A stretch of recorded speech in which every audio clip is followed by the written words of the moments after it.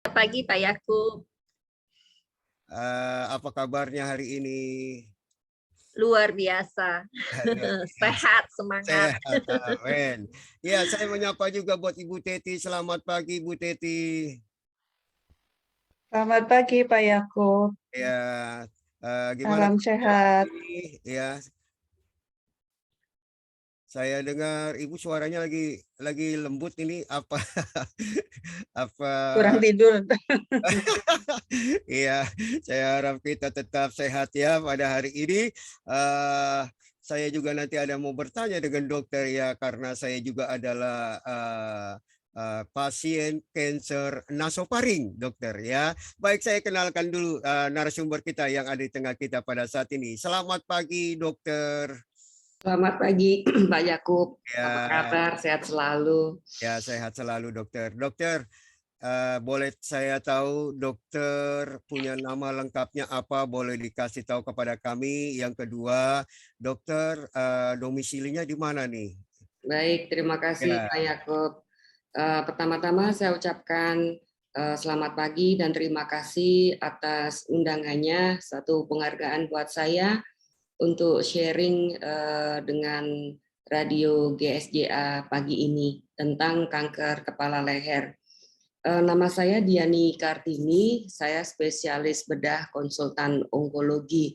Jadi untuk konsultan onkologi ini memang pegangnya atau yang saya tekuni itu adalah untuk kanker area kepala leher, kemudian juga kanker payudara, kanker kulit, dan juga untuk tumor-tumor di jaringan lunak.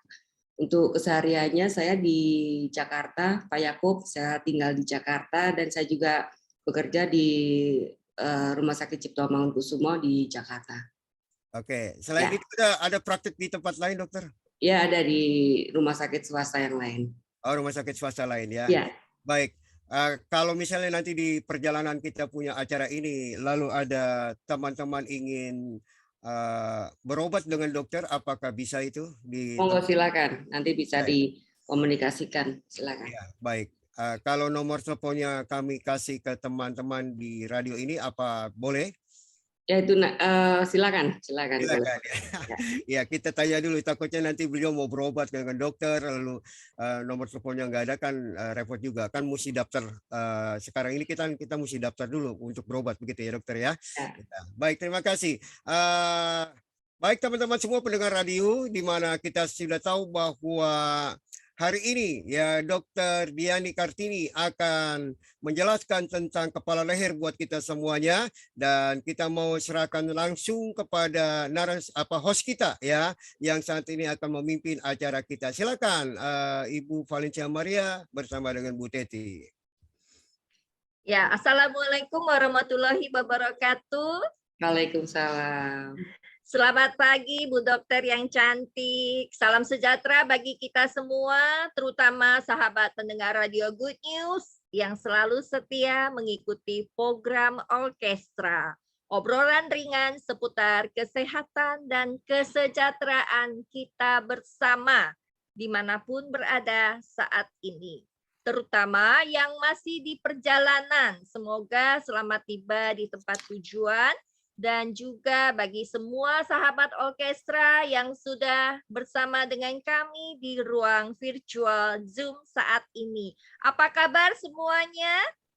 Pastinya sehat dan semakin bersemangat di pagi yang cerah ini. Apalagi sudah ada kehadiran di tengah-tengah kita seorang dokter yang mau meluangkan waktunya. Beliau itu super duper sibuknya loh. Nah, tapi beliau tetap mau berbagi kepada kita semua pendengar setia Radio Good News. Kita boleh aplaus ya, kita boleh aplaus buat Ibu Dokter. Masih dalam rangka memperingati Hari Kewaspadaan Kanker Kepala dan Leher Dunia, atau biasa dikenal dengan Head and Neck Cancer Awareness Day, yang akan jatuh di tanggal 27 Juli 2022 mendatang. Kembali kami dari CISC Indonesia didukung oleh Radio Good News mempersembahkan 1,5 jam ke depan sebuah obrolan ringan kali ini lebih istimewa karena sudah ada seorang ahli dari bidang kanker kepala leher yang akan memaparkan secara lebih rinci mengenai kanker kepala dan leher ini. Seperti kita ketahui, dari tahun ke tahun, angka kasus kenaikan kanker kepala leher selalu meningkat. Dan menurut data Globocan tahun 2020 menunjukkan bahwa di dunia ini tercatat jumlah kasus kanker kepala leher adalah 931.922 kejadian. Sedangkan di Indonesia sebanyak 33.798 kasus. Wow, luar biasa banyaknya. Nah, untuk meningkatkan kewaspadaan masyarakat mengenai kanker kepala dan leher ini, tadi sudah diperkenalkan ya, sudah ada bersama kita di sini seorang ahli onkologi yang sudah mau meluangkan waktu beliau untuk memberikan edukasi kepada kita semua agar kita semakin hari semakin mewaspadai dan bagaimana apabila kita sudah terkena yang namanya kanker kepala dan leher ataupun kanker lainnya ya dok ya. Nah, apa yang harus kita lakukan? Beliau merupakan dokter pendidik klinis di program studi ilmu bedah Fakultas Kedokteran Universitas Indonesia dengan jabatan fungsional sebagai lektor. Nah, hari ini kita mau mendapatkan pelajaran dan ilmu yang sangat berguna. So, tetap pasang kuping ya, yang di dalam perjalanan tetap waspada, berhati-hati dan tetap jaga prokes ya. Yang ada di dalam rumah juga ibu rumah tangga mungkin sebagian ya. Hati-hati kalau di dalam dapur, jangan dekat-dekat dengan kompor ketika menggunakan gadget ya. Ketika kita memasang HP itu jangan terlalu berdekatan dengan kompor ya, agak dijauhkan. Kita bisa kok tetap mendengar, oke? Beliau dari staf divisi bedah onkologi Departemen Ilmu Bedah Fakultas Kedokteran Universitas Indonesia, Rumah Sakit Cipto Mangunkusumo, Jakarta. Dan beliau juga memiliki pelbagai pengalaman dan penghargaan, baik dalam dan luar negeri, serta menjadi pembicara di pelbagai webinar kanker. Tanpa berpanjang lebar, mari kita sambut narasumber kita, Dr. Diani Kartini, spesialis bedah, konsultan onkologi. Waktu dan layar kami silakan. Silakan Bu Dokter. Ya, terima kasih Bu Maria atas kesempatan yang diberikan kepada saya. Jadi hari ini kita dalam rangka awareness untuk kanker kepala leher. Jadi mungkin sebelumnya kanker kepala leher ini apa? Jadi tentunya kalau sesuai dengan judulnya kanker kepala leher yaitu kanker yang terjadi di area di kepala dan juga leher. Tapi memang untuk bidang saya ini di luar dari kanker yang ada di otak. Jadi kalau kanker kepala leher ini meliputi keganasan yang ditemukan paling banyak itu di rongga mulut, kemudian di daerah laring, faring, nasofaring, kemudian juga adanya kelenjar air liur, terus juga adanya kalau di leher paling sering juga kita ketemukan tiroid dan juga adanya kelenjar getah bening. Jadi kalau tipe-tipe yang paling banyak yang dari kanker kepala leher itu yang paling sering adalah jenis squamosa. Jadi kita sebut dengan sel karsinoma sel squamosa itu secara pemeriksaan histopatologi dengan pemeriksaan biopsi. Nah, kemudian untuk tadi sudah dikatakan benar bahwa kanker kepala leher ini insidennya terus naik. Jadi kalau pada saat ini dikatakan itu urutan ke-6 kanker terbanyak di dunia, di mana laki-laki lebih banyak dibandingkan perempuan. Jadi insidennya sekitar 2:1. Nah, kita kenal ada beberapa faktor risiko untuk terjadinya kanker, misalnya adanya pola makan yang sehat tentunya yang harus kita jalani, kemudian kebersihan rongga mulut, kemudian juga adanya kebiasaan merokok, alkohol, adanya riwayat keluarga, infeksi HPV, dan juga jenis kelamin yang tadi saya katakan, laki-laki lebih banyak dari perempuan. Nah, kemudian apakah atau gejala-gejala apa yang timbul pada kanker kepala leher? Memang paling sering gejala adalah benjolan. Jadi benjolan, misalnya ada benjolan di leher, kemudian ada benjolan di hidung. Nah, ini kalau di hidung ini agak susah untuk dikenali. Kemudian juga bisa juga kalau untuk kanker rongga mulut yang sering kita abaikan adalah kanker rongga mulut itu adalah bagian dari kanker kepala leher, bisa meliputi kanker lidah, kanker area pipi dalam, kemudian kanker di gigi, kemudian di langit-langit di rongga mulut. Nah, itu paling sering adalah memang benjolan, dan juga yang sering tadi saya katakan, sering abaikan itu adalah sariawan yang tidak sembuh-sembuh. Nah, hati-hati kalau adanya sariawan yang tidak sembuh-sembuh, kita bisa mencurigai apakah ini suatu keganasan. Nah, tentunya kalau ada gejala-gejala tersebut, itu harus waspada yang penderitanya kadang agak tidak aware, misalnya ini kenapa ya kok sariawan saya tidak sembuh-sembuh, atau misalnya di hidung itu bisa juga pasien merasakan sering pilek, kemudian juga sering nafasnya separuh, jadi 2 hidung hanya satu saja yang lega, yang satunya berasa mampet. Nah, itu harus jangan hanya dipikir ini suatu pilek biasa, tetapi harus diperiksakan ke dokter sehingga lebih jelas ini menderita apa. Nah, kemudian untuk kanker kepala leher ini memang ada beberapa pemeriksaan yang bisa dikerjakan, antara lain endoskopi, kita bisa melihat dari rongga mulut, hidung, telinga, adakah kelainan.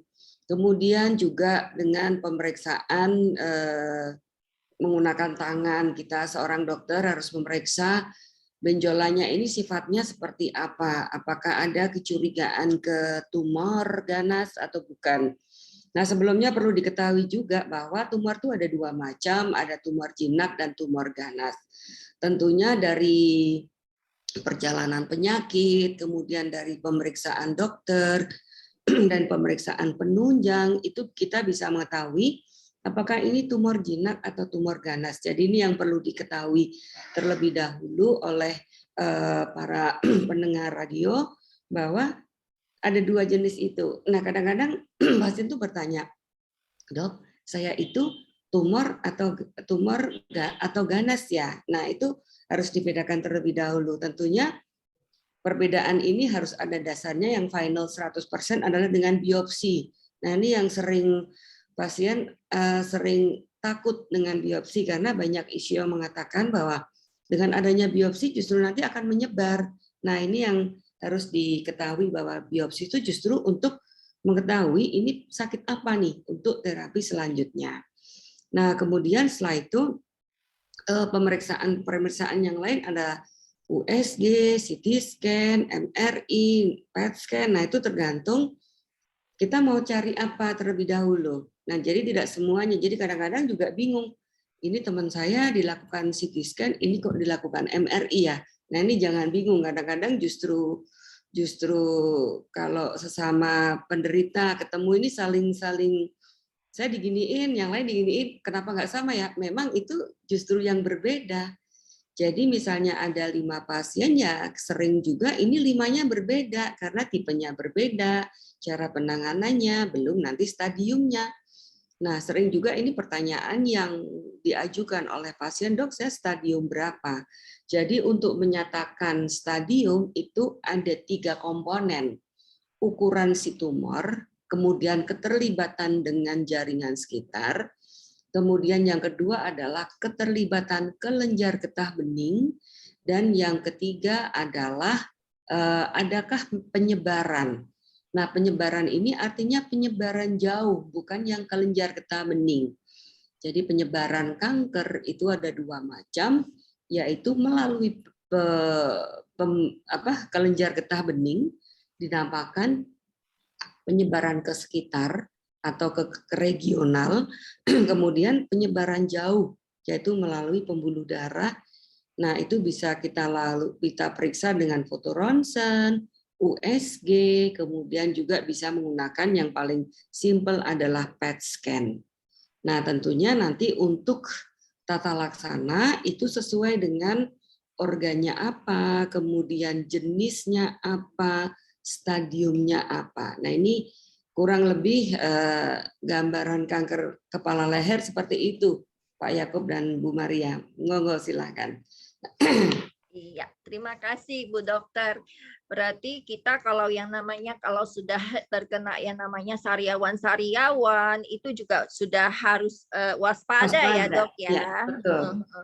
Iya, Dok, saya boleh undang nggak teman saya Ibu Teti untuk bergabung bersama dengan kita? Silakan. Ya, silakan Ibu Teti. Kita ngobrol-ngobrol dengan Ibu Dokter.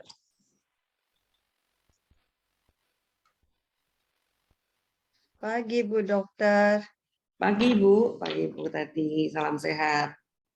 Ya, salam sehat. Terima kasih loh Dok sudah mau mampir kami ini. Ya, saya juga terima kasih diundang buat sharing. Sama-sama Dok. Ya. Nah, kanker-kanker ini kan belakangan sangat-sangat banyak ya Dok. Nah, yang mungkin banyak terjadi juga di daerah kepala dan leher. Kepala ini kan banyak bagian ya Dok ya. Kadang kita juga bingung. Ini kepala kita sakit ini kenapa gitu kan? Kadang kita ada yang sakit kepalanya sebelah sakit terus. Kadang ada yang serasa gelayang. Nah, saat manakah kita harus berkonsultasi dengan seorang ahli kanker atau onkolog ini? Ya. Jadi supaya kita lebih waspada gitu ya. Kadang kita menganggap biasa aja, ternyata luar biasa. Ya, baik. Terima kasih Bu Teti atas pertanyaannya. Jadi memang untuk mengetahui seberapa ini saya tuh sakit apa, kadang-kadang melalui proses yang cukup panjang, bahkan melalui beberapa dokter yang ini nggak ketemu. Itu kadang-kadang seperti itu.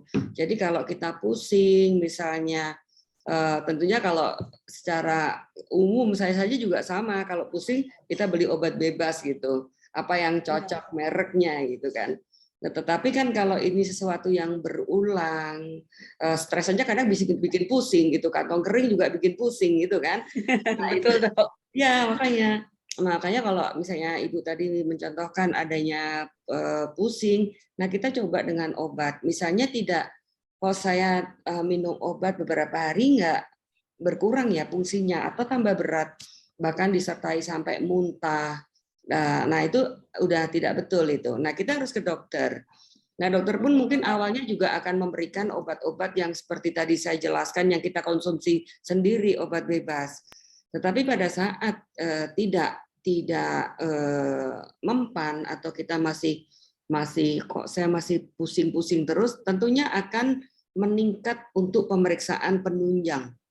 Nah, pemeriksaan penunjang ini kalau di kepala apa? Yang paling bagus memang kita bisa pemeriksaan CT scan. Nah, di CT scan itu kita ketemu apa? Nah, mungkin tidak bisa sampai level di dokter umum, tetapi harus naik lagi ke dokter spesialis. Tentunya kalau area kepala pusing-pusing, kita bisa menjumpai misalnya seorang dokter saraf. Nah, tidak menutup kemungkinan memang di situ ada masalah atau tumor di kepala yang posisinya mungkin di otak kecil. Nah, itu sering terjadi seperti itu. Nah, jadi kadang tidak berakhir di hanya di dokter umum, nah tapi harus konsul ke yang lebih menguasai atau yang lebih spesifik gitu. Jadi misalnya kalau di area kepala ya konsul misalnya ke dokter saraf sehingga bisa memeriksa atau kita cari dengan pemeriksaan penunjang tadi saya katakan. Nah itu pemeriksaan penunjang tentunya tergantung dari tergantung dari keluhannya. Kemudian saya contohkan lagi misalnya juga kalau orang pilek terus atau mampet terus, dikasih obat yang jual bebas berkurang nimbul lagi. Terus kemudian dikasih obat nimbul lagi. Nah ini tentunya harus diperiksakan dengan pemeriksaan penunjang, dengan endoskopi, dengan CT scan, dengan MRI, sehingga ketemu ini sakitnya apa. Nah itu kurang lebih seperti itu. Jadi tidak berakhir pasti pasien di vaskes pertama atau dokter umum, sehingga kalau dokter umum tidak merasa tidak mampu, memang sebaiknya dikonsulkan ke yang lebih menguasai. Seperti itu, Ibu. Oh, jadi banyak tahap-tahap juga yang harus dilalui gitu ya. Iya, betul. Jadi kadang-kadang tidak hanya selesai di satu dokter. Jadi untuk mengetahui itu kadang sering ke beberapa dokter baru ketemu. Seperti itu. Artinya ini ya dok, kalau misalnya pasien-pasien yang mungkin tahap awalnya akan merasa seperti kayak vertigo gitu, migrain gitu, ini juga sudah ada kecurigaan ya dok ya untuk ke arah artinya harus memastikan kan kalau ada vertigo yang terus-menerus pasti itu area kepala kan, area otak gitu. Nah pemeriksaan penunjangnya CT scan itu. Jadi memastikan bahwa ini memang di otak bersih atau ada masalah. Karena sering juga tuh yang ada beberapa teman saya yang keluhannya vertigo, kemudian berasa goyang gitu, ternyata setelah di CT scan ketemu memang ada masalah dan tidak hanya tumor, mungkin kelainan pembuluh darah juga bisa di situ. Iya, dokter, saya juga pasien dari kanker nasofaring. Iya, Pak. Ya, jadi saya juga apa yang diceritakan dokter itu betul. Jadi waktu saya awal-awal itu sakit kepala cuma separuh. Dari depan sampai ke belakang kayak ditusuk jarum begitu dokter. Dan kemudian saya minum obat warung. Nggak sembuh-sembuh dokter begitu ya. Dan, saya punya cerita waktu itu di bulan 6 tahun 2016. Lalu bulan 9 saya kecelakaan. Tangan saya mangkoknya kegeser, kemudian di ortopedi. Selesai itu saya dibawa ke THT. Ya. Tadinya saya nggak mau karena apa hubungannya gitu kan THT ini, sedangkan saya sakit kepala. Ya mau nggak mau saya periksa ternyata ada tumor tuh dokter. Iya, iya. Tumor itulah kemudian dibiopsi. Nah di biopsi juga sempat bertentangan karena ada teman saya bilang kalau di biopsi nanti kamu meninggal. Itu yang sering terjadi tuh ya, yang dokter tadi katakan orang takut di biopsi gitu ya dokter ya. Iya, iya betul. Itu yang saya alami dokter. Iya betul. Ketika orang ini ya dok, jadi ketika orang mendengar oh biopsi gitu, jadi orang udah parno duluan itu karena kan sebagian masyarakat kita ya dok itu mendengar kata biopsi itu artinya wah penyebaran nih, kalau habis di biopsi bisa penyebaran lebih cepat gitu. Nah itu kan yang harus kita patahkan ya dok, harus kita edukasikan ke masyarakat bahwa justru lewat biopsi itu yang akan bisa ketahuan bahwa hasil PA-nya, patologi anatominya ya dok ya, yang bisa menunjukkan bahwa kita tuh udah terkena stadium apa sih, kankernya seperti apa. Betul ya dok ya? Mungkin bisa Bu Dokter jelaskan lebih detail. Ya, jadi biopsi itu memang salah satu tindakan untuk mengetahui diagnosis dari suatu tumor. Jadi caranya banyak sekali. Jadi ada yang caranya menggunakan jarum halus. Nah, kalau jarum halus itu kita dapatnya hanya cairannya saja. Sehingga untuk detailnya, selnya apa, kemudian grade-nya apa, itu tidak bisa melalui jarum halus tadi. Kemudian yang kedua bisa menggunakan jarum tetapi agak besar sedikit jarumnya diameternya. Sehingga kita bisa dapat jaringannya ini apa sebenarnya. grade-nya apa, dan sebagai diferensiasi itu apa, itu kita bisa lebih jelas karena yang didapat adalah jaringan. Kemudian yang ketiga adalah open biopsy atau biopsi yang menggunakan pisau, kita iris, kemudian kita ambil sebagian atau seluruhnya kalau tumornya kecil, kemudian kita periksakan. Nah, biopsi ini memang 100% mengetahui diagnosisnya, tetapi ada juga yang biopsinya itu meleset, tapi tidak banyak. Artinya ngambilnya mungkin kurang tepat karena tumornya terlalu kecil. Nah, itu bisa terjadi. Nah, pada saat ada keraguan, ini kok gejalanya ganas, kemudian pemeriksaannya ganas, tapi biopsinya kok jinak ya. Nah, itu sebagai seorang dokter harus mempunyai pemikiran bahwa saya harus melakukan satu tindakan yang memang benar memastikan bahwa ini suatu jinak atau ganas. Karena ini akan menentukan terapi selanjutnya. Nah, jadi biopsi tadi setelah kita mendapatkan hasil yang yang jelas, kita akan melangkah ke terapi. Nah, tadi kan orang takutnya ini jangan-jangan di biopsi malah justru kemana-mana gitu. Nah, kadang-kadang ada orang yang setelah dilakukan biopsi, jenisnya ada, dokternya sudah menjelaskan mesti apa, tetapi pasien ini justru, mohon maaf dalam tanda kutip, shopping gitu. Shopping itu keliling ke dokter 1, dokter 2, dokter 3, terus keliling sampai menghabiskan waktu yang lama. Bahkan hitungannya udah bulan, 2 bulan, 3 bulan. Nah, ini tentunya si tumor pasti akan tumbuh besar. Nah, kalau dia sifatnya progresif, bisa saja sampai metastasis atau sampai menyebar. Nah, ini sebenarnya bukan salah si hasil biopsinya, tapi kenapa ini juga tidak cepat-cepat. Makanya kita juga harus cek juga stadiumnya, selain tadi biopsinya hasilnya apa, stadiumnya mengatakan ini stadium berapa, si dokter mengatakan si pasien mesti apa, ya sebaiknya segera saja. Nah, mengenai penyebaran itu kapan saja bisa timbul. Jadi penyebaran itu bisa timbul pada saat pasien berobat, bisa datang setelah persis pasien selesai berobat, atau bertahun-tahun baru ada, atau bahkan mohon maaf, pasien ini meninggal bukan karena sakitnya kanker itu. Nah, ini yang perlu dipahami oleh penderita kanker bahwa kapanpun si namanya penyebaran itu bisa hadir.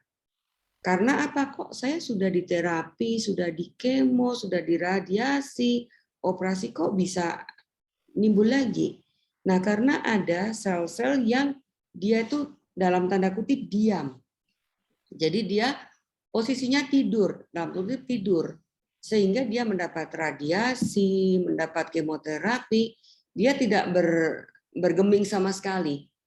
Tetapi pada suatu saat lingkungan dia memungkinkan untuk tumbuh, nah si sel ini baru tadi menyebar, timbul lagi, jadi kekambuhan. Nah, seperti itu kurang lebih.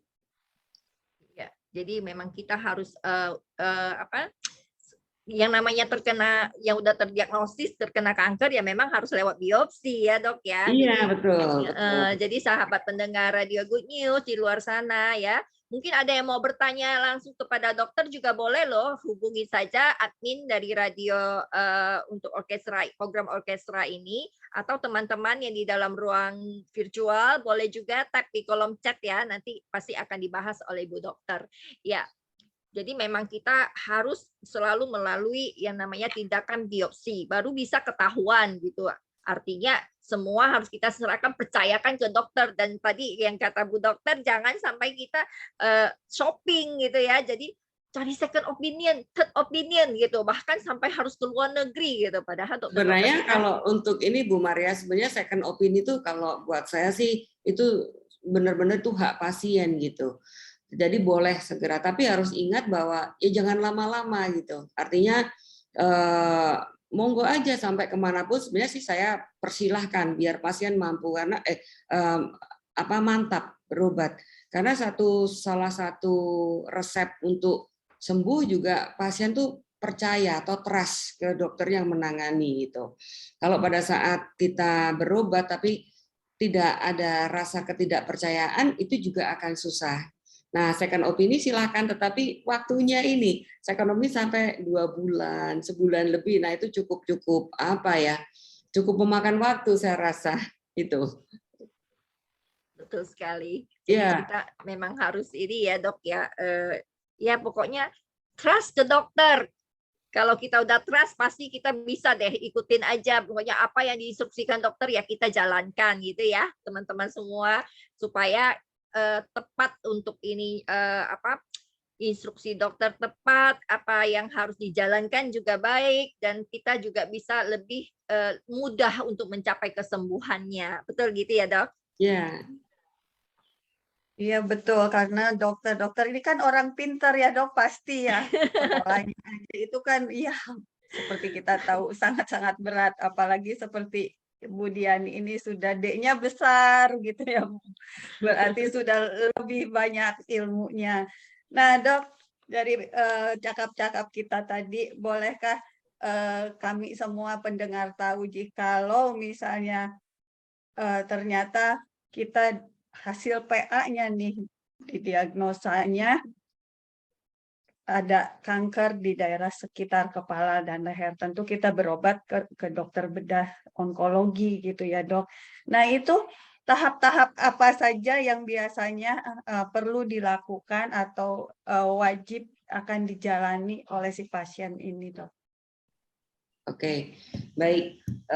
Jadi begini Bu, jadi kan kalau pasien misalnya ada keluhan, apalah saya contohkan di leher, benjolan di leher misalnya. Nah, tentunya si dokter dia akan melakukan suatu anamnesis. Anamnesis itu menanyakan ke pasien gejalanya, kemudian perjalanan si benjolan tadi atau perjalanan keluhan yang dikeluhkan itu seperti apa, sejak kapan, kemudian bagaimana perkembangannya, terus pasien sudah ngapain saja, artinya sudah berobat kemana, sudah minum obat apa, dan sebagainya. Nah, tahap selanjutnya seorang dokter akan menanyakan tentunya riwayat di keluarga seperti apa. Keluarga seperti apa, apakah ada faktor keturunan dan sebagainya. Nah, selanjutnya tahap yang dilakukan adalah pemeriksaan fisik. Pemeriksaan fisik itu bisa pada saat itu menggunakan endoskopi bisa, kemudian juga seorang dokter harus melihat si sifat benjolannya tadi, apakah keras, kemudian apakah isi cairan, kemudian apakah dia mobile bergerak, kemudian atau dia sudah lengket. Nah, terus kemudian adakah keterlibatan kelenjar getah bening. Nah, pada saat itu seorang dokter bisa memperkirakan ini kira-kira pasien sakit apa ya, gitu. Oh, ini kemungkinan ini pasiennya ini sakit pembesaran kelenjar tiroid atau tumor tiroid, itu bisa. Oh, bisa menduga ini jangan-jangan tadi mungkin ini tumor nasofaring atau ini curigaannya tumor lidah. Nah, itu dari tadi pertanyaan-pertanyaan yang diajukan sama pemeriksaan fisik bisa mempertimbang atau menjelaskan ini pasien sakit apa. Nah, selanjutnya seorang dokter akan membutuhkan pemeriksaan penunjang. Pemeriksaan penunjang itu mungkin lab juga bisa. Kemudian juga yang tadi saya katakan, apakah USG leher bisa juga, CT scan leher bisa juga.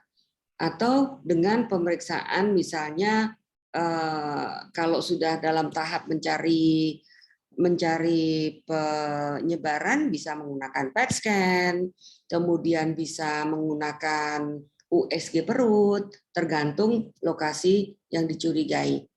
Nah, tahap selanjutnya setelah seorang dokter tadi ada pemeriksaan penunjang, tentunya seorang dokter akan membaca ini kira-kira sakitnya apa sih? Apa betul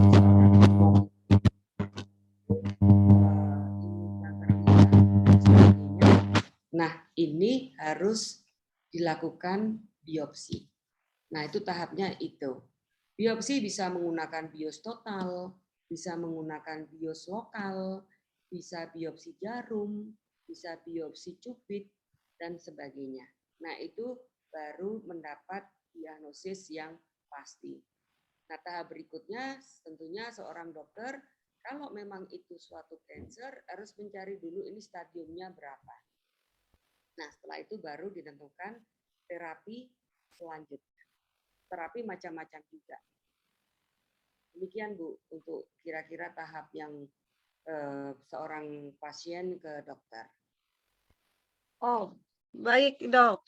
Nah, jika kalau memang kemudian ternyata harus operasi gitu ya dok ya, itu setelah operasi tentu dilakukan PA lagi gitu ya dok. Nah itu biasanya mereka melalui kemo, radiasi atau bagaimana dok? Ya, baik. Jadi kalau misal bicara masalah kanker, memang ini modalitas ya secara umum itu operasi. Kemudian juga radiasi, ada kemoterapi, ada terapi hormon, kemudian juga ada terapi target, kemudian juga ada terapi imunoterapi. Nah, apakah ini pasien mesti menjalani semua? Belum tentu. Nah, bisa juga suatu cancer itu dia hanya berespon baik kalau dioperasi. Hanya. Kemudian ada juga respon ini bukan terapinya bukan operasi, tetapi kemoterapi. Misalnya apa? Kanker kelenjar getah bening. Itu tidak peran operasi tidak di situ. Tapi mungkin peran operasi hanya untuk biopsinya saja. Nah, apakah ini pasien perlu radiasi atau tidak? Itu juga tergantung dari jenisnya dan mungkin stadiumnya. Makanya tadi saya katakan bahwa terapi kanker itu sangat bervariasi, tailored made medicine. Artinya ya dibikin kayak baju. Ini bajunya si A, si B, si C yang cocok dengan jenisnya kanker tersebut. Misalnya ada 2 atau 3 orang yang duduk bareng nunggu dokter. Nah, ini saling cerita nih. Saya di kemo dan operasi dan juga radiasi. Tetangganya bilang, enggak, saya enggak operasi, saya cuma radiasi. Nah, ini yang perlu kadang-kadang suka omongan satu sama yang lainnya. Ini kalau enggak disaring malah bikin pusing sendiri gitu. Nah, makanya tadi saya bilang bahwa terapi kanker tuh ya sesuai dengan jenis patologinya, jenis stadiumnya berapa. Nah, ini sangat-sangat bervariasi. Seperti itu, Bu Tati. Iya betul dok, kadang kita apalagi kalau di komunitas saling curhat, Iya. saling tukar pengalaman, Iya. kadang-kadang radiasi aku enggak, berarti Ya, pengobatan itu. aku kurang lengkap kah atau Ya, bagaimanakah gitu. itu yang perlu yang perlu dalam suatu komunitas ini jangan sampai hal ini yang justru bikin pasien tuh insecure, dia nggak ini gitu, kok saya nggak diginiin ya, kok saya nggak dikasih obat ini. Nah itu pasti ada, Ya, nggak mungkin enggak. Padahal ini memang sudah sesuai gitu. ya jadi percayakan ke dokternya gitulah ya istilahnya ya dok. Istilahnya itu. Karena belum tentu semua pasien itu mendapat perlakuan terapi yang sama. Betul Gitu. sekali. Ya, betul. Iya. Dok, bagaimana dengan yang namanya ablasi, dok? Karena ada juga kan yang katanya terkena tiroid itu perlu diadakan ablasi. Apa sih yang dimaksudkan dengan ablasi, dok? Ya, baik, terima kasih. Jadi istilah ablasi atau radiasi interna. Jadi radiasi interna itu memang dari dalam ada satu obat yang perlu diinjeksikan, kemudian ada beberapa waktu menggunakan alat untuk ablasi.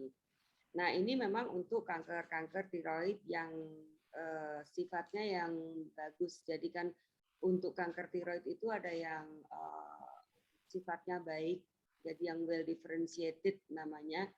Itu jenisnya paling banyak kalau secara kedokterannya namanya papiler. Nah, itu kalau misalnya suatu cancer, kita bisa melakukan ablasi dengan setelah melihat yang namanya whole body scan-nya. Jadi kita lihat bersih atau tidak dari scan tiroidnya tadi, kemudian kita bisa lakukan ablasi. Jadi sedikit berbeda dengan radiasi eksterna, namanya juga eksterna sama interna, itu dari luar. Nah itu kalau untuk tiroid itu yang jenisnya yang tidak bagus, yang anaplastik. Nah itu kita bisa masuk ke radiasi eksterna atau bisa juga combine, tergantung dari bagaimana kondisi si kankernya tadi, apakah memang bisa dibersihkan semua dalam artian diangkat semua atau hanya karena sudah lengket atau terkena terkena ke organ-organ penting sehingga tidak bisa diangkat bersih, kita bisa kombinasikan dengan radiasi eksterna tersebut. Iya, Dok. Iya, memang yang namanya setelah terdiagnosis itu dan setelah ada hasil PA ya baru bisa ketahuan maunya diapakan gitu ya. Oke. Iya, pendengar Radio Good News ya, sambil kita menantikan pertanyaan-pertanyaan yang masuk ya, kita akan selingi dulu satu lagu ya, Bu Dokter ya. Kita akan selingi satu lagu. Silakan ketik saja pertanyaan-pertanyaan bagi semua yang hadir di ruang virtual ini di kolom chat, nanti kami akan kembali, tetap stay tune.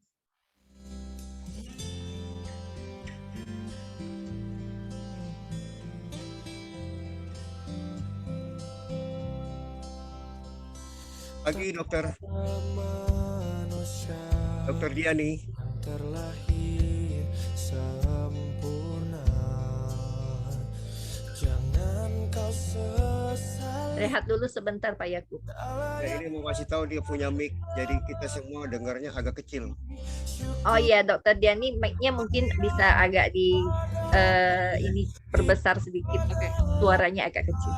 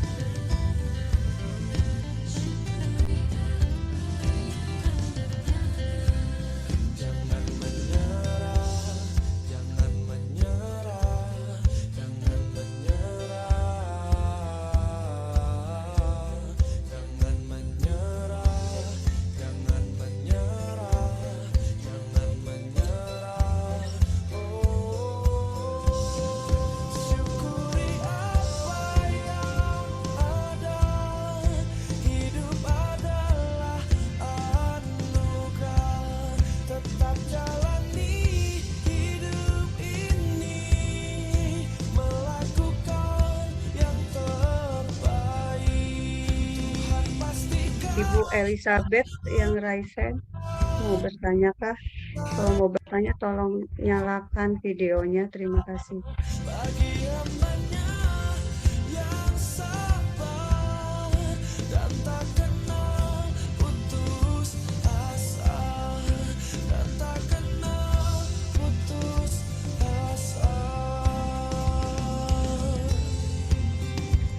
Siap-siap Ibu Teti.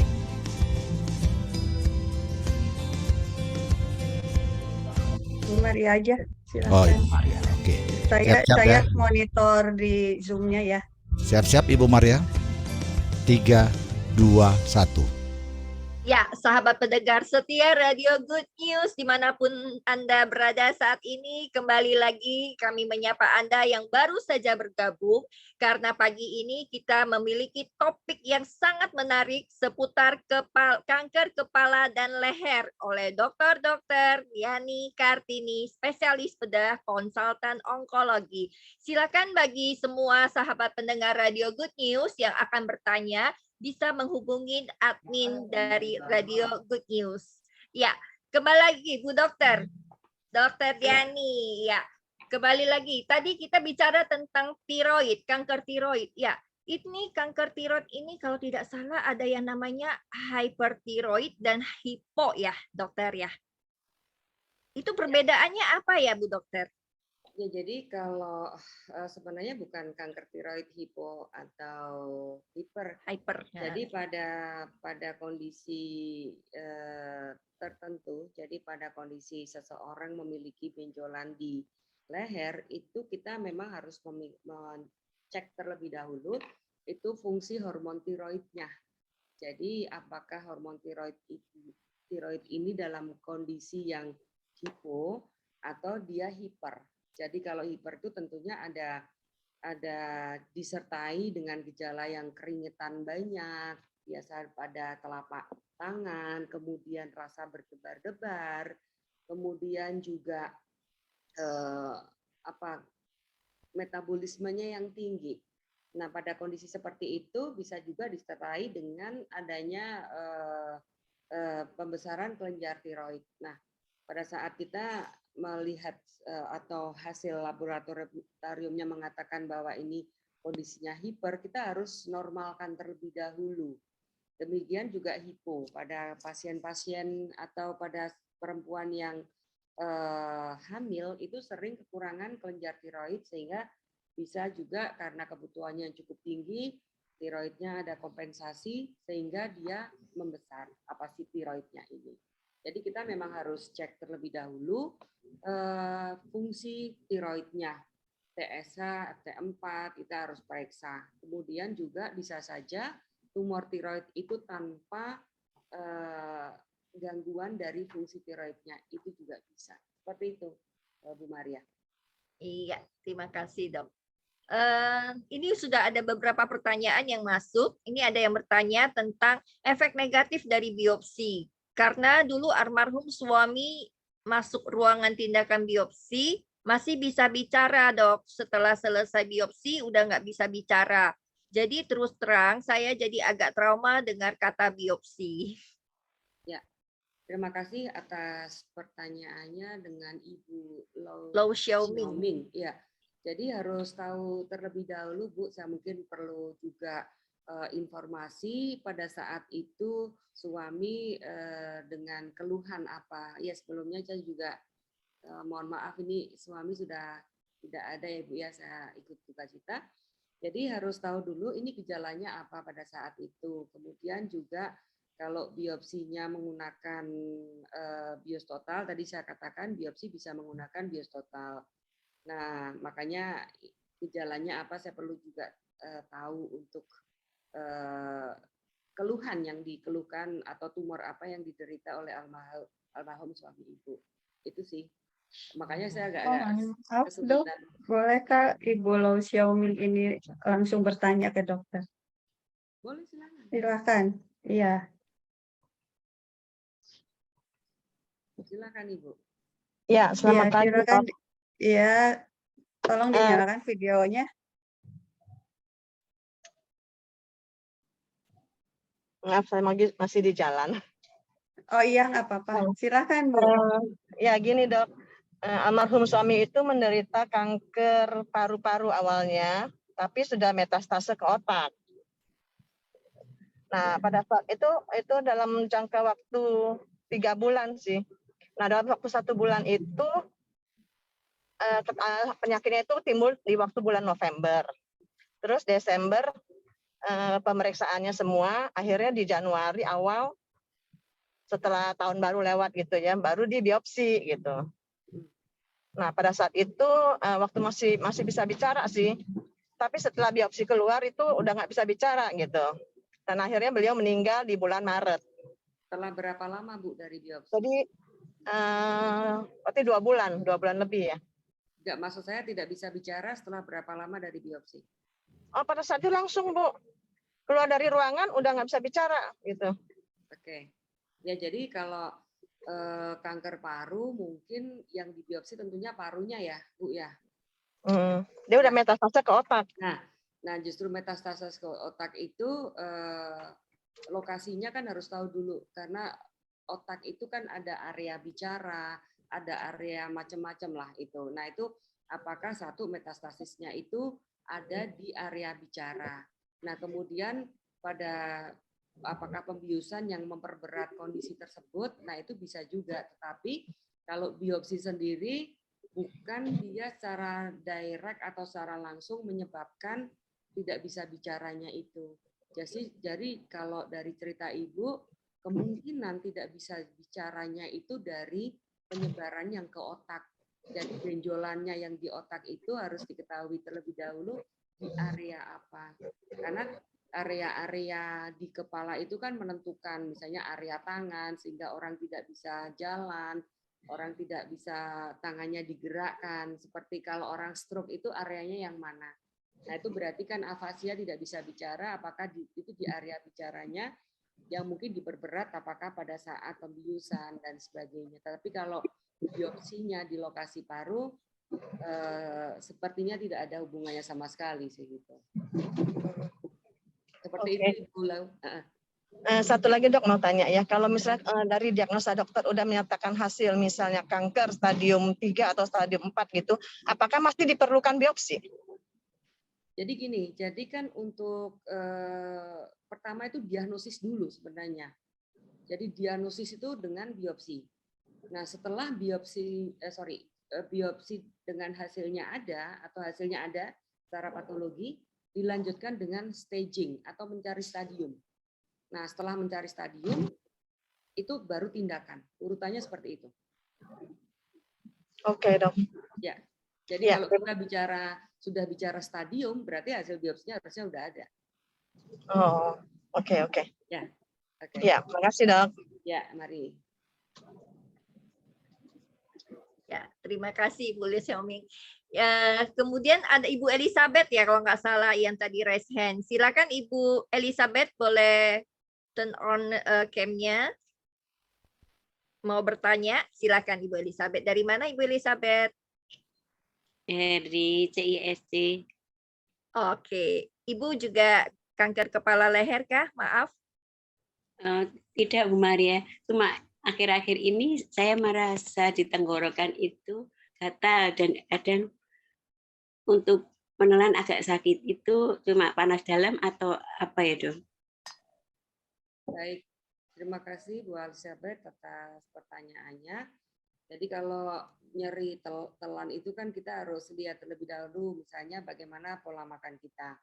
Apakah kadang-kadang juga orang yang suka makan gorengan, apa itu menyebabkan faringitis, nyeri menelan gitu.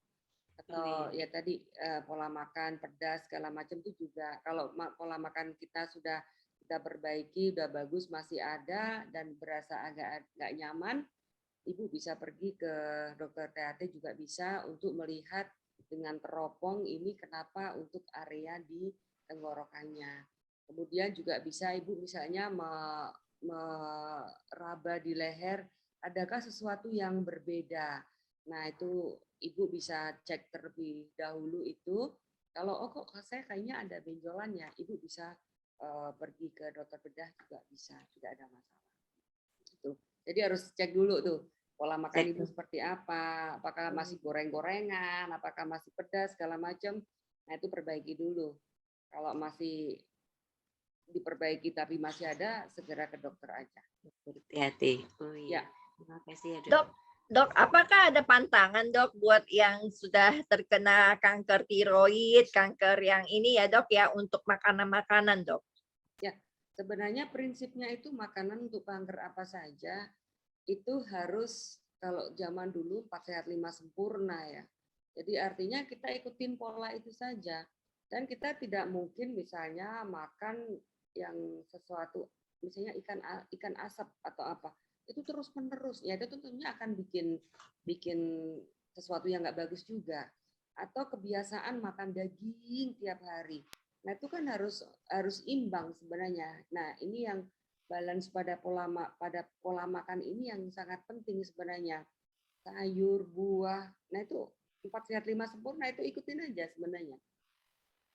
Kemudian masakan apa kayak yang instan itu tentu sesuatu yang tidak bagus. Nah, itu kita jauh kurangin. Itu. Fakta atau mitos, Dok? Orang Asia lebih banyak yang terkena tiroid. Ini fakta atau mitos, Dok? Sebenarnya itu tergantung pola makan juga sama daerahnya. Daerah yang kekurangan yodium atau tidak kan itu kalau untuk tiroid kan tergantung lokasi tinggalnya juga. Kekurangan garam yodium, nah tentunya pasti akan tinggi kalau daerah pegunungan segala macam insidennya tinggi seperti itu. Katanya ikan asin, Dok, nggak boleh terlalu banyak dikonsumsi. Ikan Itu asin betul ya, Dok ya? Betul, ikan asin segala sesuatu semuanya yang konsumsi berlebihan pasti tidak bagus. Pasti. Itu udah pasti. makanya tadi katakan yang balance itu mesti yang kita kerjakan itu. Kan kita tidak mungkin seumur hidup nggak makan ikan asin kan. Nah, tapi kan ada juga orang yang hampir tiap makan dia menggunakan ikan asin. Nah, itu yang nggak betul. Sayur asam tanpa ikan asin kurang sedap ya, Dok? Ya. Ini ada Ibu Esther nih, Dok. Ibu Esther Iya. mau bertanya. Ayo silakan turn on cam-nya. Ibu Esther. Ini udah on cam nih. Ya, Iya. selamat pagi, Dokter Diani. Suara saya kedengeran nggak nih ya? Soalnya Dengar agak jelas. terganggu ini. Terima kasih sekali ya Dokter Diani mau berbagi. Dok, saya mau tanya, ini tentang kanker parotis ya, itu air liur ya Dok, kelenjar air liur ya Dok ya. Betul. Nah ini sering nggak ngerti ya, baik apalagi pasien, dokter juga maaf ya. Ya. Kan kadang-kadang pasien itu kan ke dokter umum dulu kalau udah keluhan, nggak langsung ke spesialis. Nah ini jadi istilahnya agak kecolongan, atau stadiumnya udah lumayan tinggi. Nah ini mohon tanya gejalanya apa aja dan juga terapinya apa aja Dok. Makasih Baik. banyak. Terima kasih Bu Esther. Terima kasih sudah menghubungkan dengan Radio Good News. Nah, jadi kalau kanker parotis itu adalah kelenjar air ludah ya. Jadi dia merupakan yang mayor salivary gland. Jadi kelenjar ludah yang mayor. Itu posisinya memang di depan telinga. Di depan telinga kita di area sini nih. Di area sini. Nah, tumor parotis ini bisa jinak, bisa ganas. Nah, tentunya dengan pemeriksaan itu sudah kita bisa memperkirakan ini jinak atau ganas. Gejala yang paling sering timbul adalah adanya benjolan di depan telinga, di daerah sini, depan telinga. Nah, kemudian dia bisa berkembang, turun ke bawah, atau dia membesar, itu bisa. Nah, kalau disebut kanker tiroid, tentunya ini selnya bandel. Nah, sifatnya kanker itu bisa menginfiltrasi atau mengenai saraf di sekitar parotis tadi. Karena secara anatomi, parotis itu ibaratnya seperti begini. Jadi ada dua. Jadi yang bagian atas sama bagian bawah. Nah, kita bahasanya itu yang superficial sama profunda, yang atas sama yang bawah. Nah, di antara kelenjar ini itu ada saraf ke muka, jumlahnya ada 5. Makanya kalau keganasan parotis atau tumor parotis yang disertai dengan misalnya ada bibirnya miring, kemudian kalau senyum sudah menceng, nah itu pasti ganas. Karena sarafnya sudah terkena. Sarafnya itu ada 5 di kanan kiri begini. Nah kalau sarafnya misalnya yang bagian bawah, ya pasti bibirnya mencong.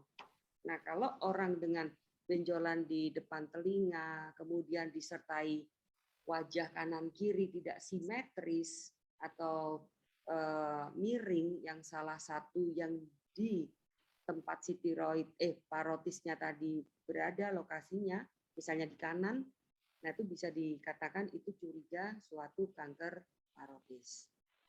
Nah, kemudian tentunya kita melakukan pemeriksaan penunjang, bisa USG, bisa MRI atau CT scan. Kemudian kita lakukan biopsi, biopsinya bisa menggunakan jarum. Nah, setelah itu, setelah keluar hasilnya, si dokter akan menilai apakah ini bisa dioperasi atau tidak. Jadi kita angkat terlebih dahulu. Nah, setelah itu bisa masuk setelah lihat jenisnya, kita bisa masuk ke radiasi. Nah, kemoterapi tergantung jenisnya apa. Seperti itu Bu Esther untuk kanker parotis. Memang Betul, itu jumlahnya tidak terlalu banyak, tetapi banyak pasien yang abai. Jadi gejala adalah benjolan di depan telinga, itu harus diwaspadai. Segera saja datang ke dokter.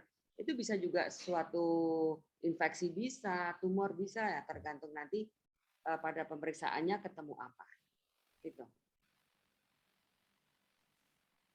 Ya, Ya, terima kasih terima kasih. Wester, terima kasih Terima Dr. kasih, Diani. Dok.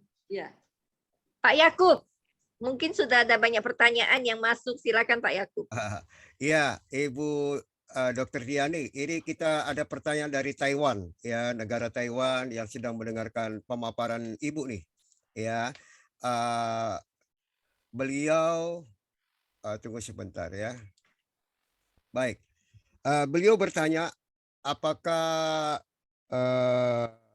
kanker keturunan itu yang kita bahas ini mengenai kepala leher ya, apakah itu faktor keturunan?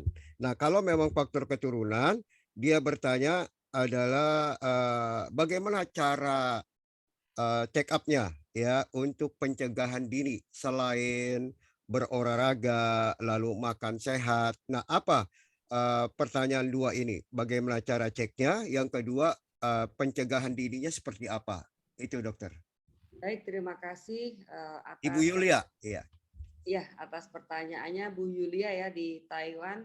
di Taiwan.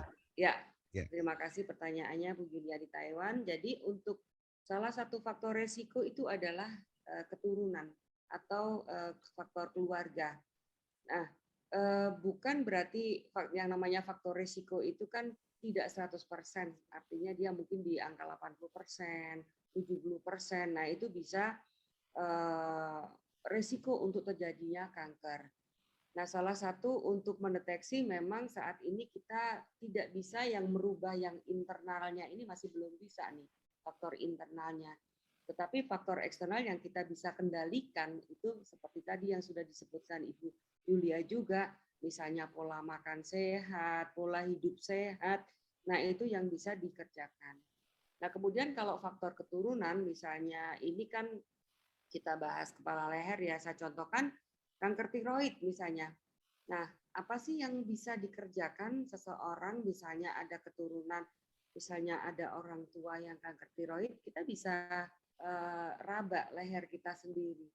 Nah, tiroid itu khasnya adalah benjolan pada saat kita menelan atau pada saat bicara, itu benjolannya ikut naik turun.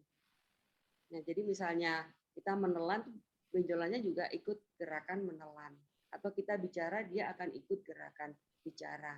Nah, itu yang kita bisa cek. Tetapi kalau misalnya nasofaring atau di rongga mulut, itu memang butuh bantuan seorang dokter untuk melihat. Artinya check up. Nah, kita melihat dengan endoskopi, bagaimana nasofaringnya, dengan pemeriksaan visual, bagaimana dengan rongga mulutnya. Nah, itu ada yang perlu dikerjakan. Seperti itu, Pak Jakob. Iya, terima kasih dokter buat pemaparannya. Baik, yang kedua saya sendiri yang mau bertanya. Ya. Ya, ini saya sudah 5 tahun proses perjalanannya. Ya. Nah, yang jadi pertanyaan saya adalah mulut saya tidak bisa buka lebar. Ya, saya sudah olahraga mulut begitu ya. Tetapi sampai saat ini tidak bisa masuk 3 jari, cuma 2. Bagaimana itu, Dok? Ya, baik, terima kasih. Itu berarti pasti ada masalah dengan ini ya, apa temporomandibular joint-nya. Nah, apakah itu akibat radiasi atau akibat yang lain, itu memang bisa diperiksa menggunakan, kita periksa dulu MRI. MRI bisa untuk melihat otot-ototnya yang terlibat. Apakah yang menyebabkan tidak bisa buka mulut atau istilahnya trismus. Nah, kemudian setelah nanti dilihat, dievaluasi oleh dokternya, apakah bisa dirilis atau dilepas itu yang namanya ikatan atau ya jaringan-jaringan parut yang menyebabkan tidak bisa buka mulut. Jadi sering karena faktor radiasi juga bisa menyebabkan adanya trismus tadi. Iya, betul. Saya sudah sempat itu juga ke rehab medik ya untuk Ya, diterapi. betul. Sudah dijalanin, tapi akhirnya dokter berkata ini kelihatannya mesti dioperasi nih Ya. karena nah kalau memang dioperasi apakah ada efek samping ya dokter? Kalau dioperasi sebenarnya sih nggak ada efek samping, tidak ada sih. Karena operasi yang mengerjakan adalah dokter bedah plastik yang mengerjakan, yang khusus untuk area muka. Oh gitu ya. Iya, kraniofasial. Iya iya. Mm-mm. Oke, Ya, nanti sih kita konsultan lagi dengan istri ya. ya, Karena monggo itu yang silakan. saya lagi bingung, kok sampai saat ini saya masih belum bisa buka mulut, Ya. 2 jari doang bisanya. Iya, memang kadang-kadang ada yang seperti itu sering tadi Pak untuk akibat dari radiasi bisa. Jadi Ya, ada saya pikir fibrotik itu di karena sini, radiasi. Iya, iya, sehingga tidak bisa. Mungkin pada saat itu juga mohon maaf, apakah latihannya di awal itu eh, kayak terlambat gitu, jadi tidak segera gitu. iya, Nah itu bisa jadi sudah terjadi kekakuan. Memang untuk rilisnya dengan menggunakan operasi seperti itu. iya, Tapi nanti bisa dikonsulkan ke dokter bedah plastik yang memang khusus untuk kraniofasial. iya. Baik, terima kasih dokter. Ya, Oke, baik. Ini di chat juga ada nih dokter, nanti saya bacakan dulu ya ya. silakan. Dari Ibu Xiaoming, ya kembali bertanya, maaf dokter, bisa sebutkan pantangan makanan untuk penderita kanker secara umum itu apa aja ya selain boleh minum susu, ya susunya susu apa saja? Silakan dokter. Ya, sebenarnya tidak ada kekhususan sih Bu untuk pola makan. Artinya yang tadi saya katakan pola makan sehat. Kalau untuk detail bisa konsultasi ke dokter gizi klinik. Jadi dokter gizi klinik itu dia akan mengarrange pola makan apa yang boleh. Jadi sebenarnya lebih dihitung kebutuhan personalnya ini. Misalnya si ibu A ini butuh berapa kalori, si B butuh berapa kalori, dengan komposisinya apa saja itu untuk lebih detailnya. Tapi kalau susu kan kita ketahui susu yang sehat, beda ya, susu yang enak itu yang pasti yang bukan low fat gitu. Tapi kalau yang sehat itu yang low fat. Nah itu yang perlu diperhatikan. Kalau konsumsi susu silakan saja, tetapi low fat akan lebih bagus daripada yang memang susu yang bukan low fat. Itu. Iya, mungkin Ibu Xiaoming mau langsung bertanya, silakan. Takut kurang puas, silakan Bu Xiaoming. Enggak Pak, cukup Pak, terima kasih. Yang aku sering dengar sih sebetulnya daging merah ya. Daging merah itu boleh nggak Daging sih? itu boleh, kita kan protein ya, protein itu kan tetap kita butuh, tetapi tidak mungkin juga kita daging itu kan cara pengolahannya bagaimana, kemudian kita berapa konsumsinya. Nah itu yang perlu diperhatikan. Bahkan kadang-kadang orang langsung nggak mau daging merah gitu. Bahkan kita vegetarian pun ketemu yang kena cancer gitu. Artinya kan orang makan daun aja tidak bebas dari cancer kan. Nah itu tetap butuh untuk kebutuhan protein, tetap butuh untuk daging. Jadi bukannya daging nggak boleh sama sekali. Oh, oke, baik dok. Terima kasih dok. Ya.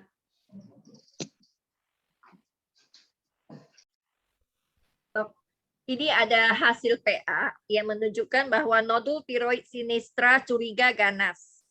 Histologi sesuai dengan karsinoma papiler, tiroid, varian folikuler, dan solid. Nah, apa tindakan kelanjutannya dok kalau hasilnya seperti ini? Ya, sebenarnya kalau pasien dengan pembesaran kelenjar tiroid di satu sisi, dokter pasti akan melakukan operasi satu sisi tadi.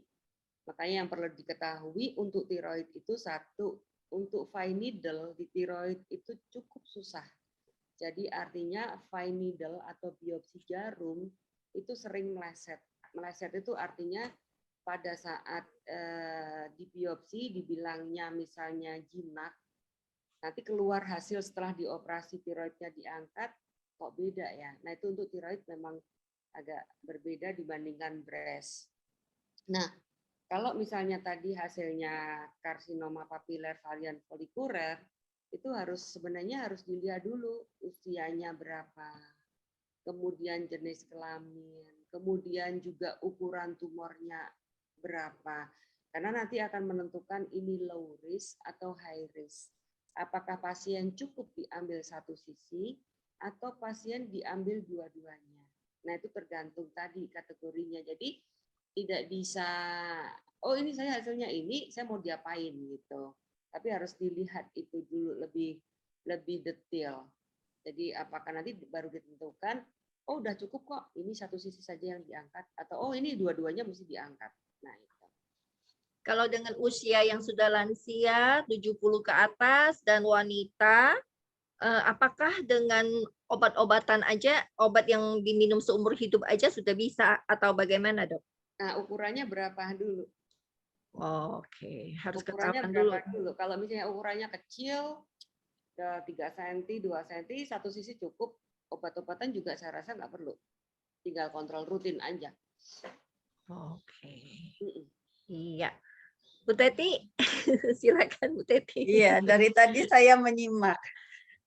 Sungguh sangat menarik ya, Dok ya. Seperti kita ketahui bersama bahwa kanker ini dikenal dengan silent killer ya, Dok ya. Nah, kalau dari tadi saya menyimak untuk jenis kanker di kepala dan leher ini, apakah ada screening yang bisa kita lakukan secara rutin dari awal? Terlebih untuk yang punya genetik itu misalnya di atas-atasnya atau saudara bersaudara ada yang terkena kanker leher, kepala dan leher gitu ya, Dok. Seperti kalau di ini kan ada pap smear, ada sadari.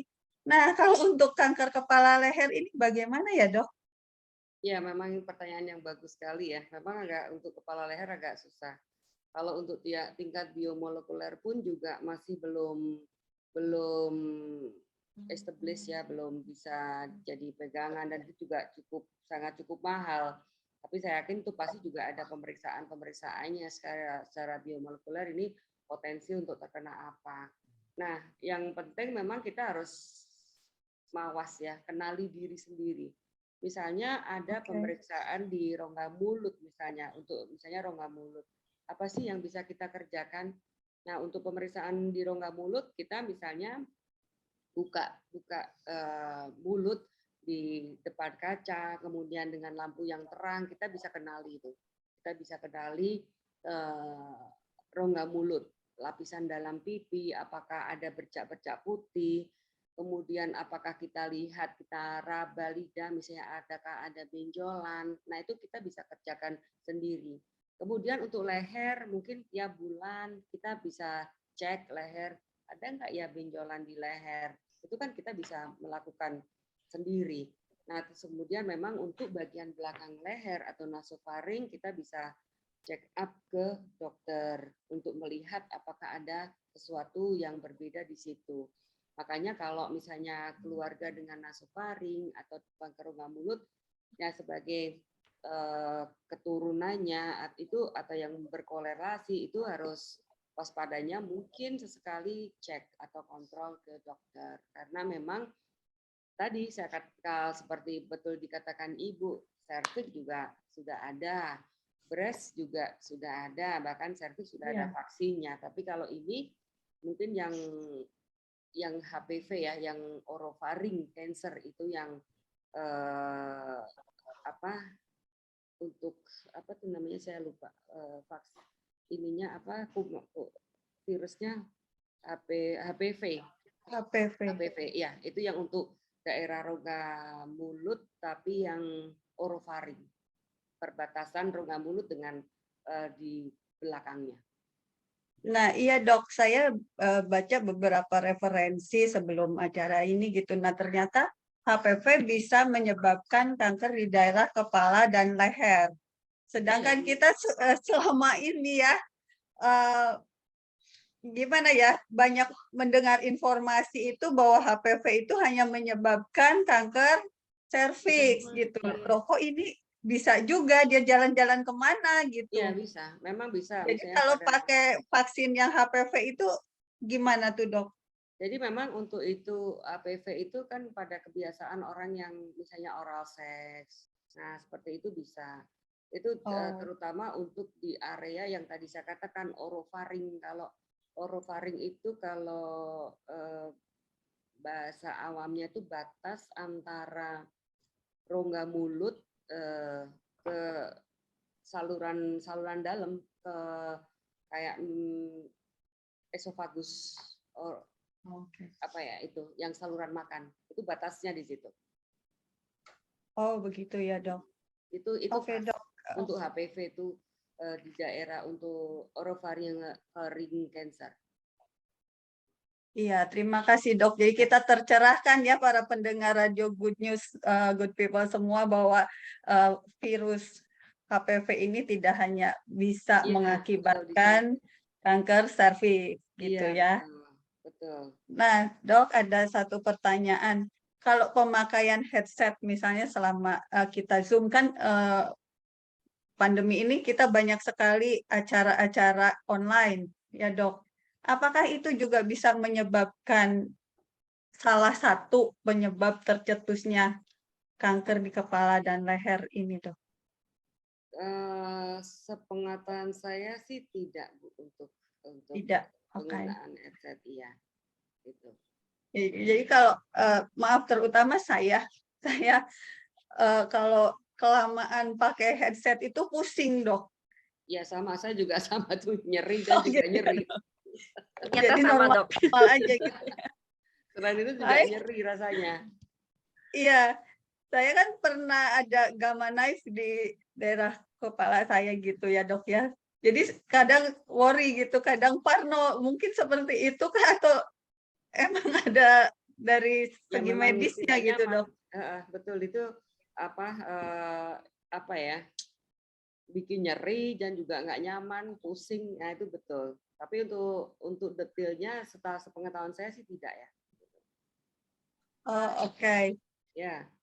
Ya, kemudian kalau menyimak tadi dari penjelasan dokter tentang hipotiroid, hypertiroid ini gitu, apakah itu juga satu faktor pencetus yang bisa menjadi kanker? Sebenarnya bukan kanker, tumor ya. Nanti kita harus dibedakan terlebih dahulu nih. Jadi sebelum kita suatu kanker harus dibuktikan dari tumor tadi jinak atau ganas gitu kan, dengan menggunakan biopsi. Memang pada kondisi tumor itu sering disertai juga kondisi ada hipertiroid atau hipotiroid. Kadang kita mengenal orang yang kayak gondong yang besar di sini di leher. Itu sering disertai dengan hipertiroid pada pasien dengan yang autoimun. Itu hipertiroid sering. Tetapi belum tentu itu suatu keganasan, bisa saja tumor jinak. Misalnya tadi yang saya jelaskan pada orang-orang yang hamil, kemudian tiroidnya tambah besar pada saat hamil, apakah ini suatu kanker? Belum tentu suatu kanker, bisa saja tumor jinak. Tapi memang dia kondisinya hipo. Pada saat hamil dia hipo, kekurangan banyak kelenjar tiroid sehingga kompensasinya dia membesar. Seperti itu, Bu Teti. Oke, makasih dok. Sebentar, saya lihat dari Zoom, Ibu Mentaria Butar-Butar sudah membuka video. Apakah akan bertanya Bu Mentaria? Silakan. Silakan open mic-nya, Bu. Bu Mentaria, maaf masih ini belum di-unmute speakernya. Oke, sementara kita menunggu Bu Mentaria open mic-nya, kita lanjut dulu pertanyaannya ya. Nah, belakangan kan dihebohkan ada seorang pesohor yang kena kista di daerah otaknya itu, dok. Nah, si kista ini juga apakah termasuk ranah dokter? Halo, ya. Kalau kista lebih banyak dipegang oleh dokter bedah saraf, Bu Teti. Oke. Iya, ya makasih. Ya. Bu Mentaria? Oh, mungkin tidak jadi. Oke. Masih di jalan katanya, Bu. Iya, kelihatannya mic-nya Ibu dokter nih ada masalah. Coba perbaiki. Ya. Ya, sudah jelas. Ya, mungkin sinyal, nggak apa-apa. Nah, kemudian di awal tadi bahwa laki-laki secara gender gitu loh ya dok, cenderung lebih banyak menderita kanker kepala dan leher. Sedangkan ini kan kanker yang bisa menyerang siapa saja gitu ya, tidak tergantung gendernya. Apakah ada penjabaran lebih lanjut tentang hal ini dok? Ya, Supaya para laki lebih aware gitu ya dok. Ya, jadi kalau kanker kepala leher memang semuanya pasti bisa kena. Tapi untuk yang area yang rongga mulut itu kan sering kebiasaan laki merokok itu kan pasti lebih banyak lagi-lagi daripada perempuan. Kemudian minum alkohol segala macam. Nah itu kan faktor-faktor resiko yang kanker di area kepala leher memang untuk paling banyak yang di rongga mulut seperti itu. Oke, gitu ya. Nah, ada seorang teman itu pernah dapat terapi stereotaktik. Ya. Nah, ini apakah dipakai juga untuk pengobatan di kanker kepala leher, dok? Ya, stereotaktik bisa tergantung jenis kankernya juga kan. Makanya tadi kan untuk itu kan radiasi ya. Makanya yang lebih fokus. Nah, makanya ini kan tergantung jenisnya, areanya. Jadi tidak bisa disamakan satu dengan yang lainnya. Seperti itu, Bu Teti. Oke. Nah, untuk penanganan yang metas-metas ke daerah kepala ini gimana, dok? Ya, bagus. Perlu ya, berobatnya tetap di dokter yang awal cancer awalnya, primernya gitu ya, dok? Atau kan perlu pindah ke dokter bedah? Saraf. Ya. Bedah syaraf, bedah onkolog seperti dokter gini ya? Ya. Jadi untuk terapi itu kan multidisiplin. Jadi multidisiplin itu mungkin saya tidak bisa pegang sendiri, saya harus berkomunikasi dengan dokter radioterapi, saya harus berkomunikasi dengan dokter saraf. Nah, yang namanya penyebaran baik ke saraf atau ke otak atau ke bagian manapun harus dilihat dulu. Apakah ini bisa diangkat? Istilahnya adalah metastasektomi. Jadi pengangkatan metastasis tadi apakah atau tidak. Nah, kalau sudah metastasis sebenarnya yang utama bukan operasinya tetapi justru terapi yang sistemik. Terapi sistemik itu apa? Kemoterapi itu. Karena dia melalui jalur pembuluh darah, kemudian dia bisa bisa mencapai ke tempat metastasis tersebut. Tapi misalnya tadi metastasis ke otak dan menyebabkan peningkatan tekanan intrakranial, pastinya harus dikompresi dong, harus dipasang selang sehingga si pasien ini quality of life-nya, kualitas hidupnya lebih nyaman, dia tidak pusing, tidak ini, tidak itu.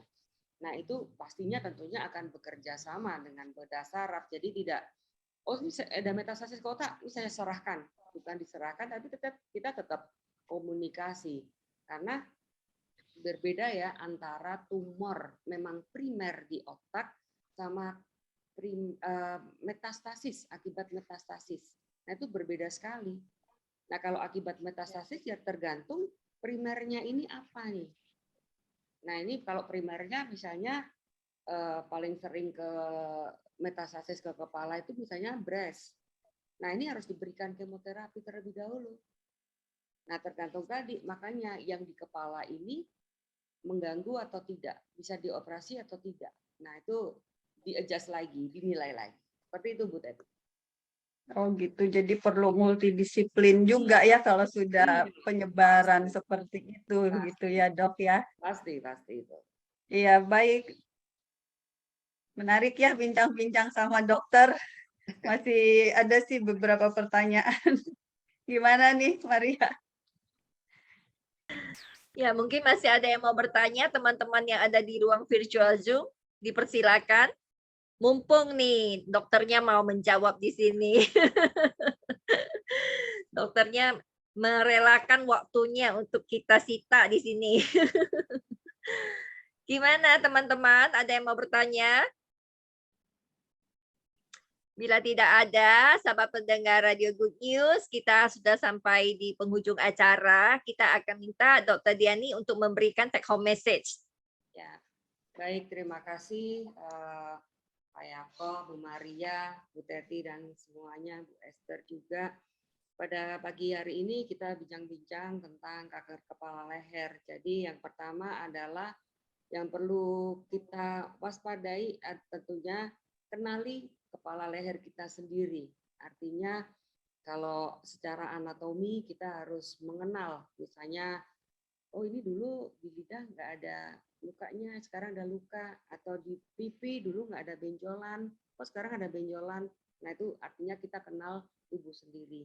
Kemudian juga kalau ada keluhan di area kepala leher yang tadi dikatakan dengan obat-obat warung, kita akan sering pusing obatin sendiri.